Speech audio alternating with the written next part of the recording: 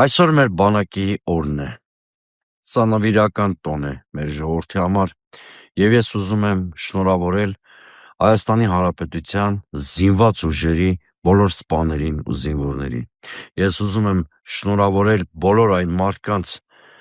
ովքեր կանգնած են մեր զինված ուժերի ձևավորման հիմքում, մեծ ավանդ ունեն բանակաշինության գործում։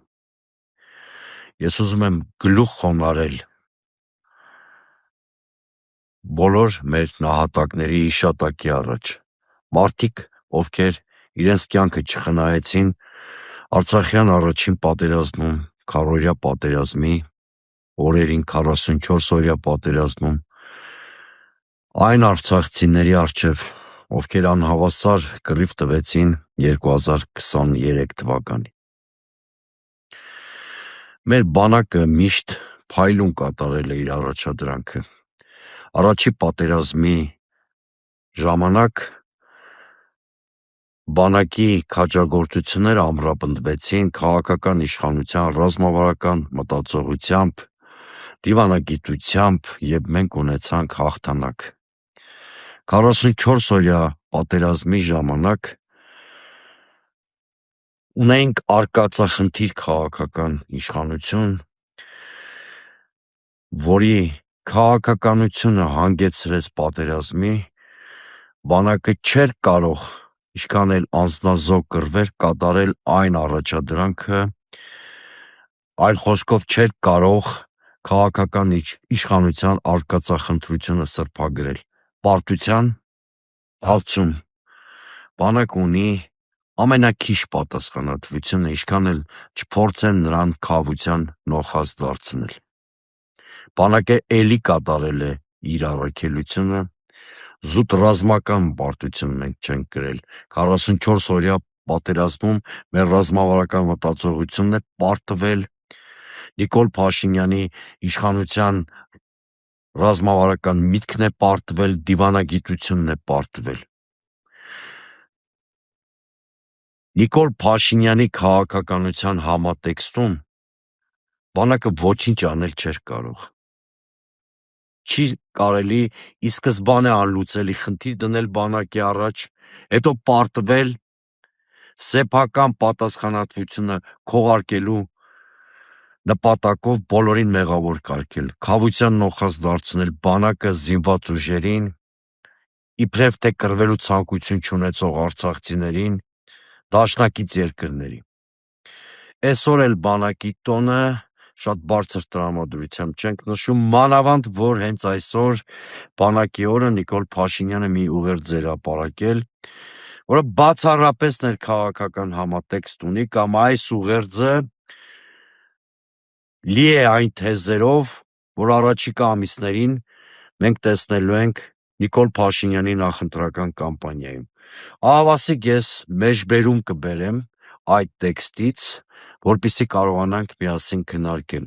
Վերջին տարիներին հսկայական ներդրումներ և բարեփոխումներ են արվել Հայաստանի բանակում, հսկայական քանակությամբ ժամանակակից սպառազինություն և ռազմական տեխնիկա է ձեռք բերվել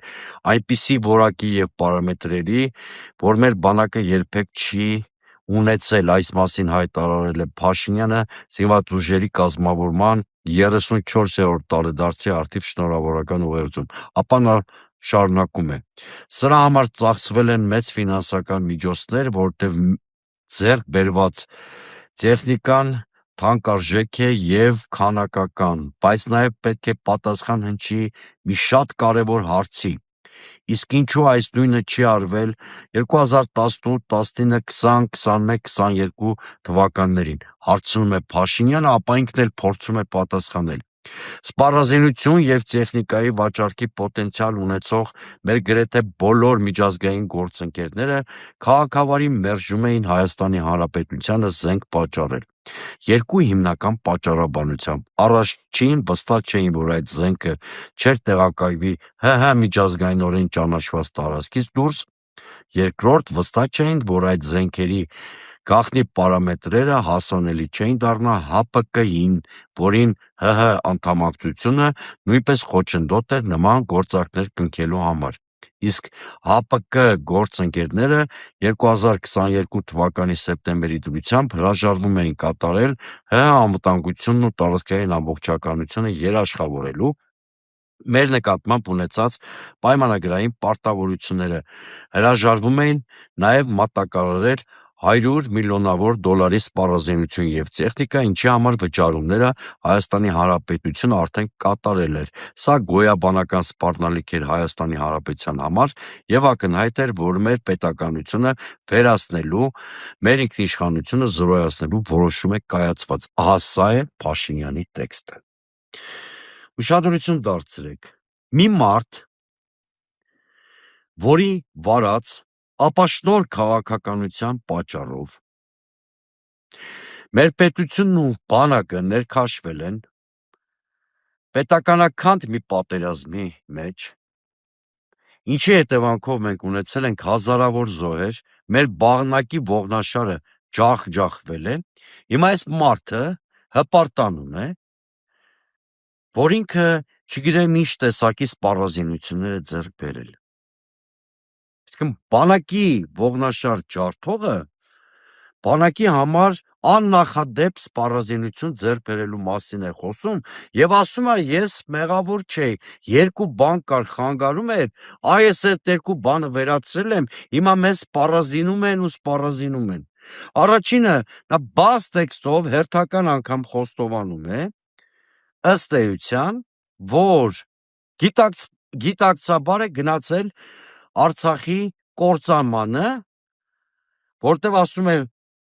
մեր գործընկերները իբր վստահ չէին, որ այդ զենքը որ մեզ տրվելիք զենքը չի հայտնվելու Արցախում, դրա մասին է ասում, դրա համար մեզ սպառազինություն չէին տալիս։ Հետո գլուխ է գովում, որ գնացել է Պրահա, ճանաչել է Արցախը Ադրբեջանի կազմում, փաստորեն նպաստել է կամ ուղիղ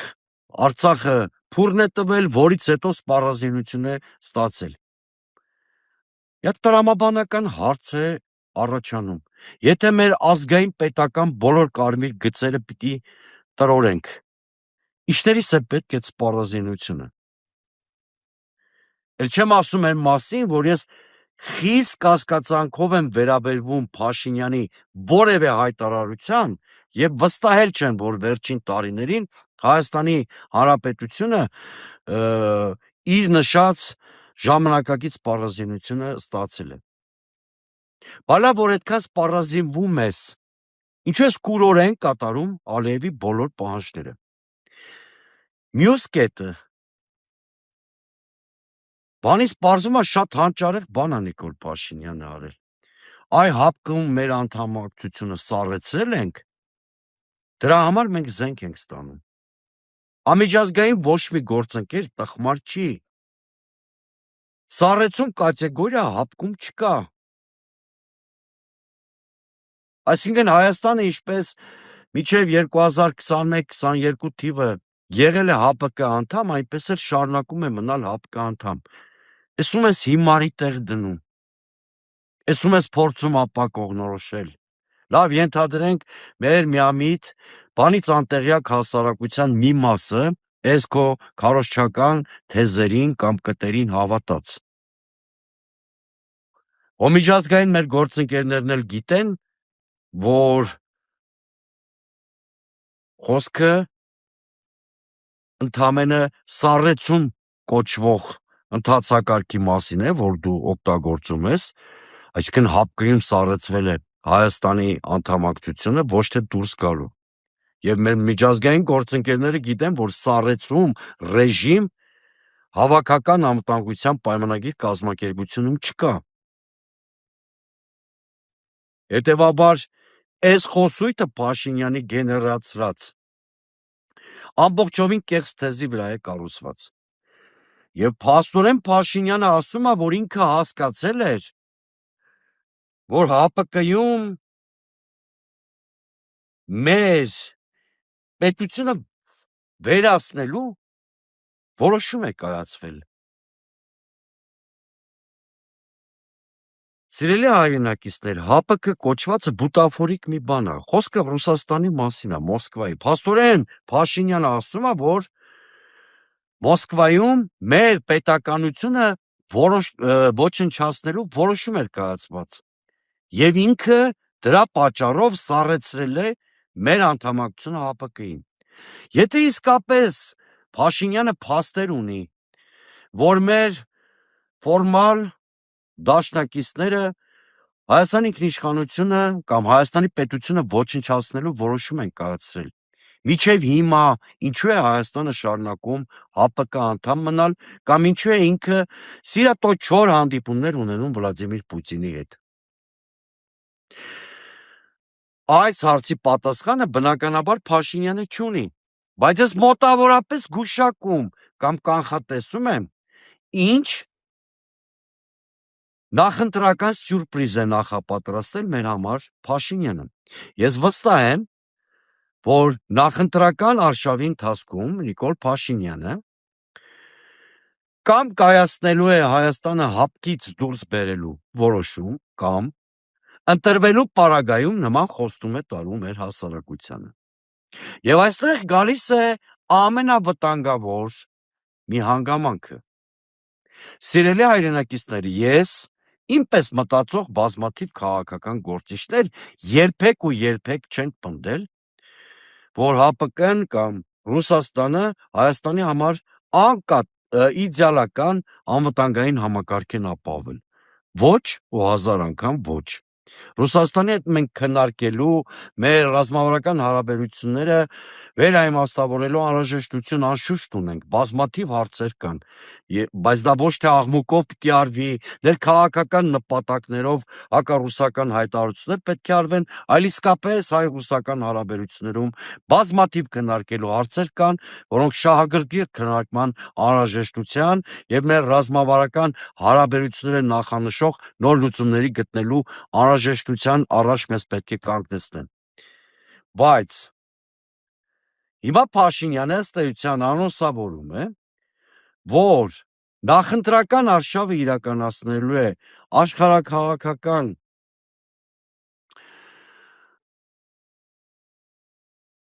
բախումների սցենարով, այսինքն նա պատրաստվում է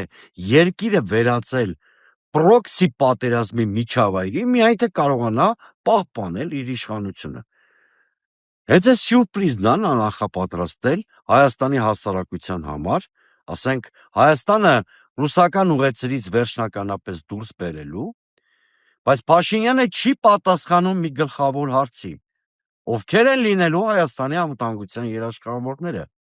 Մենք նման խոստումներ չենք ստացել արևմտյան որևէ երկրից, նման խոստումներ չենք ստացել Միացյալ Նահանգներից։ Կնշանակի Նիկոլ Փաշինյանը հույսը դրել է կամ ակնկալում է նման երաշխիքներ ստանալ Թուրքիայից եւ Ադրբեջանից։ Իսկ սա գրեթե հավասարազոր է Հայաստանի ինքնիշխանության ոչնչացմանը։ Դրա համար եմ ես շարունակ պնդում, որ իր ներքաղաքական մերկանցիլ նպատակներին հասնելու համար Նիկոլ Փաշինյանը Հայաստանը ռուսական ուղեցրից ոչ թե կամֆորտ արևմուտք է Հայաստանը տեղափոխում, այլ դնում է թուրք-ադրբեջանական ակցիանի մեջ։ Իդեպ, այս հակառուսականության կամ Հայաստանը աշխարհաքաղաքական պրոքսի պատերազմի տարածք դարձնելու գիծը անցնող մի քանի օրերում շատ ակտիվ անցնում էր նաև Ստրասբուրգում։ Բայց մինչև բուն Ստրասբուրգում մեր արտգործնախարարի անփառունակ ստրիպտիզին անդրադառնալը ես մի բանի վրա եմ ձեր ուշադրությունը ուզում հրավիրել։ ԵԽԽՎ-ն ընդունեց մի խայտառակ բանաձև Հայաստանի մասին, որտեղ որևէ խոսք չկա Հայաստանում մոլեգնող քաղաքական հետապնդումներին եւ բռնաճնշումներին, որևէ խոսք չկա։ Սա նշանակում է, որ ԵԽԽՎ-ն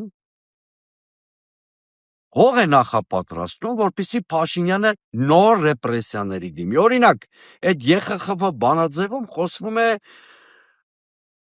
վարչապետի եւ հայ եկեղեցու առաջնորդի միջև արկա լարվածությանը եւ այն մասին, որ իբրև թե հայ առաքելական եկեղեցու մի քանի հոգեվորականների կողմից իշխանությունը յուրացնելու դավադրությունների մասին ինչ-որ զեկույցներ կան։ Թող հասկանում եք ինչա կատարում, սիրելիներս, ոչ մի խոսք քաղաքական հետապնդումների ու ճնշումների մասին, ոչ մի խոսք այն մասին, որ Նիկոլ Փաշինյանը ոտնձգում է Հայաստանի Սահմանադրության 17-րդ հոդվածի դեմ եւ պատերազմ է հայտարարել եկեղեցու դեմ, ընդհակառակը խոսում է, որ ինչ-որ հակադրություն կա։ Ոնց որ նույն պետական ինստիտուցիոնալ ռեսուրսներ ունեն Փաշինյանն ու եկեղեցին եւ ինչ-որ հակադրության մասին է խոսում ԵԽԽՎ բանաձևը, սա խայտառակություն է ուղղակի, որ ամբողջովին արժեզրկում է եվրոպական այս մարմինը։ Էլ չեմ ասում, որ ամբողջովին փլուզվել են Բագրատ Սրբազանին, Միքայել Սրբազանին առաջադրված մեղադրանքները, բայց այս մարդիկ խոսում են, որ հոգեվորականները ուզում էին իշխանություն յուրացնել։ Մի դեպք ասեք,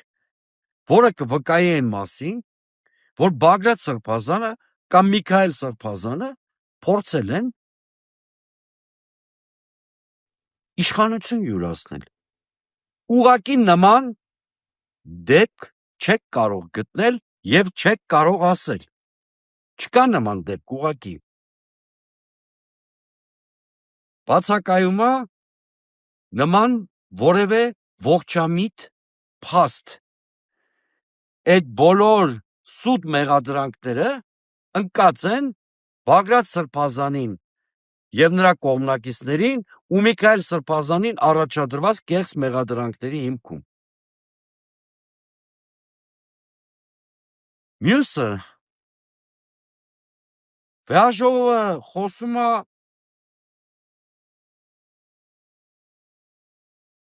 հանրային ռեսուրսների չարաշահման անթույլատրության մասին, բայց հետո անմիջապես մի հատ թեզ է առաջ տանում, որը իշխանության կողմից անշուշտ օգտագործվելու է, խոսում է քաղաքական կուսակցությունների ֆինանսավորման վերաբերյալ կանոնակարգերի ներդրման անհրաժեշտության մասին։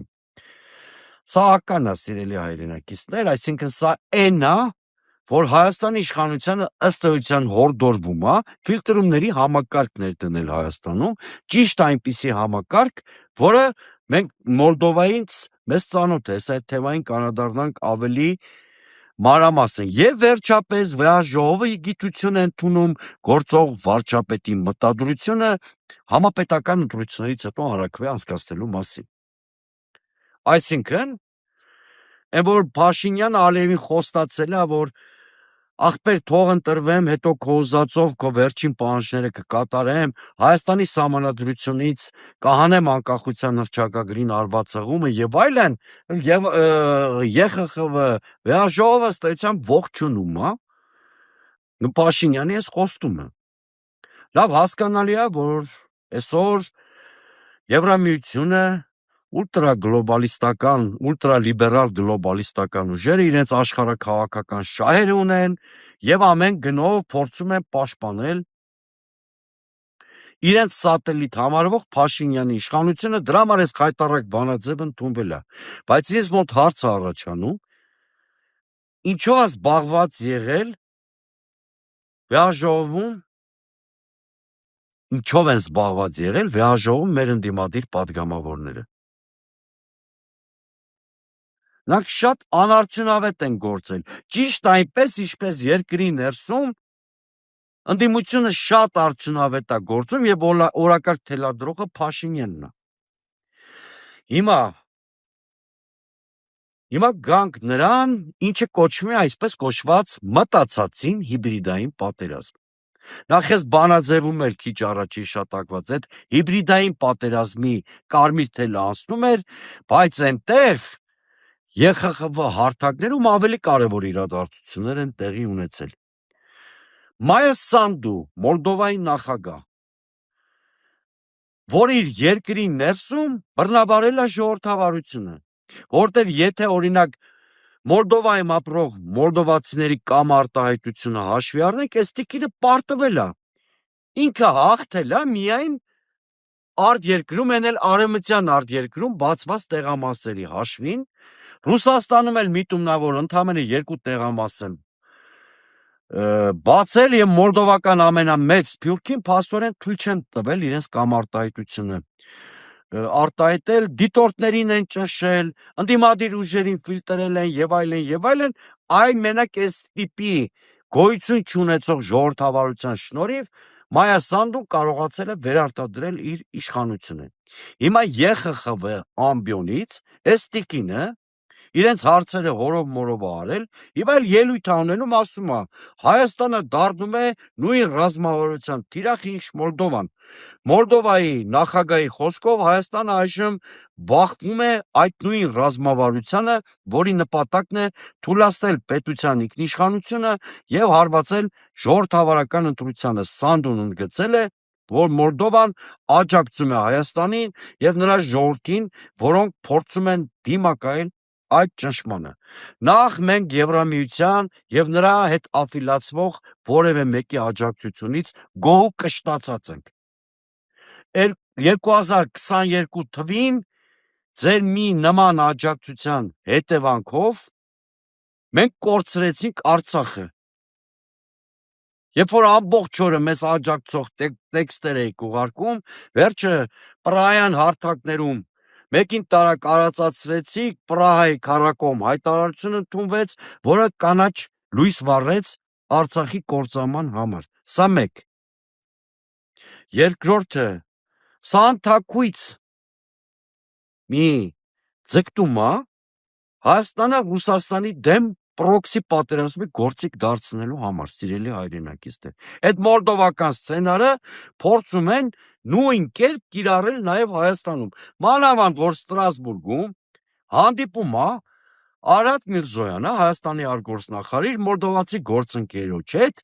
եւ ըստ հաղորդագրության քննարկել են հիբրիդային սպառնալիքներին արդյունավետ հակազդելու հարցը։ Հիմա հարց, Արարատ Միրզոյան, դու պրոպագանդիստ ես Նիկոլ Փաշինյանի գրպանում, թե արտգործնախարար։ Դու այդքան բարձր աշխատավարձ ու պարգևավճարներ կլորիկ 7-8 միլիոնին հասնող ստանում ես, որ արտաքին աշխարհում գնաս ձեր քաղաքական թիմի պրոպագանդայով զբաղվես։ Ո՞վ է քեզ լիազորել ընդհանրապես Հայաստանի ընտրությունների նախընտրական թեմատիկայի հարց քննարկել Մոլդովայի արտգործնախարարի հետ։ Այս ինչ խայտառակություն ընդհանրապես։ Կամ այսօր Արադ Միրզոյանը առանց գետինը մտնելու ելույթ է ունենում ուրեմն Ստրասբուրգում եւ ընդդիմությանը ԵԽԽՎ ամբիոնից քննադատում է, տեսեք ինչ ասում։ Նրանք տիրապետում են գրեթե անսահմանափակ լրատվամիջոցների ռեսուրսների, նրանք ցանկանում են խաթարել մեր ինքնիշխան ընտրությունը, ցանկանում են մեզ վերադարձնել հարևանների հետ անվերջ հակամարտությունների խավարը, ցանկանում են օգտագործել Հայաստանի ժողովրդավարության գործիքները ժողովրդավարությունը ոչնչացնելու համար։ Այդ նրանք Արադ Միրզոյանի իրենց իսկ ձևակերպած Ռուսաստանից եկող հիբրիդային պատերազմի գործիքներն են։ Այսինքն, այս մարդիկ իրենց բուն գործառույթը թողած թրև են գալիս արևմտյան մայրաքաղաքներում եւ արևմտյան մեր գործընկերներին ասում են, որ Հայաստանում ընդդիմություն չկա, որ կա մի հատ Ռուսաստան, որ ինչպես Նիկոլ Փաշինյանն էր այսօրվա իր ուղերձում ասել, ուզում է ոչնչացնել մեր պետությունը,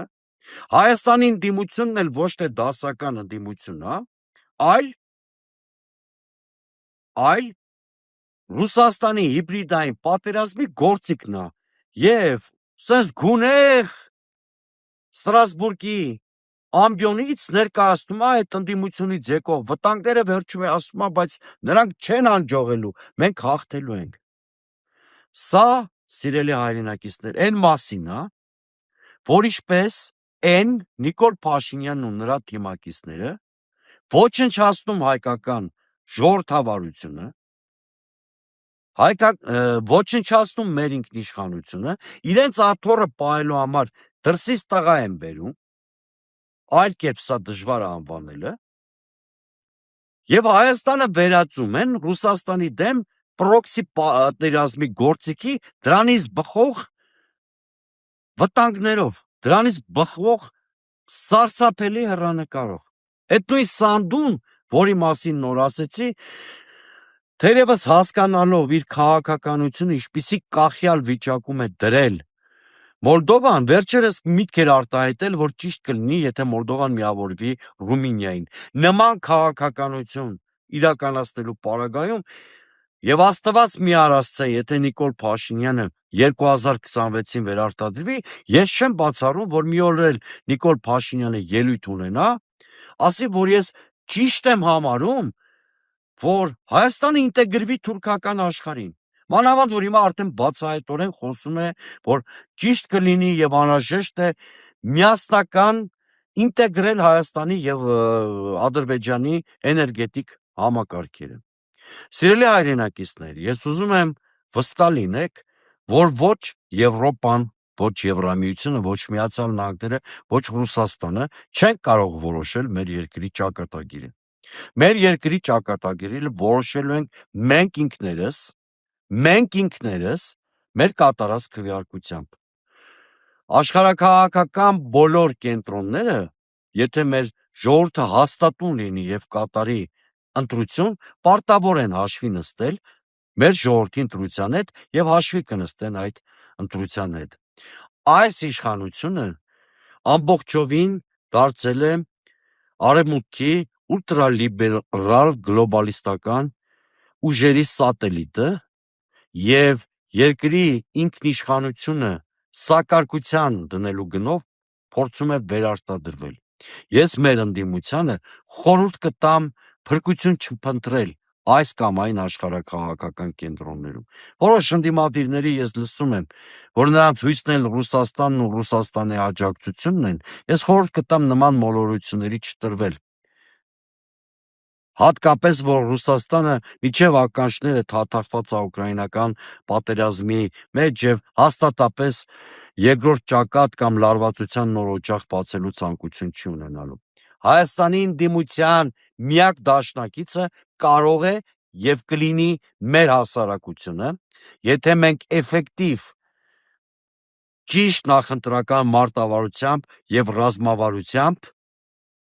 սուբյեկտ դարձնենք մեր հասարակությանը եւ կարողանանք